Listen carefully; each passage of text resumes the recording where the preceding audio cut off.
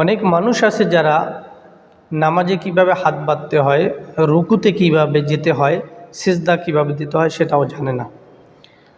এই জন্য তো হাদিসের কথা বললাম যে যেগুলো প্রয়োজন দৈনন্দিন জীবনে, যেটা আমাদের প্রয়োজন, নামাজ 5 ওয়াক্ত পড়তে হয়, জিকির আজগার, হজ জাকাত, দান সদকা, হালাল হারাম, এগুলো শিক্ষা করা ফরজ। এটা যদি আপনি শিখতেন তাহলে নামাজে কোথায় হাত বাঁধবেন, কীভাবে বাঁধবেন, রুকুতে কিভাবে যাবেন, সিজদায় কিভাবে যাবেন, 2 সিজদার মাঝখানে কতটুকু সময় বসবেন, এটা আপনি জানতেন, বুঝতেন, আমল করতে পারতেন। কিন্তু আফসোসের বিষয় হলো শিখবও না, কেউ শেখাতে গেলে সেখানে বসবও না এবং চেষ্টাও করব না। অথচ দুনিয়ার সব কিছু সে অর্জন করছে, সমস্ত ডিগ্রি তার ঘরে রয়েছে, হাতে রয়েছে, কিন্তু এই সামান্য নামাজ, কিছু নিয়ম কানুন, এই সামান্য নিয়ম কানুনটা পর্যন্ত আমরা শিখতে পারলাম না।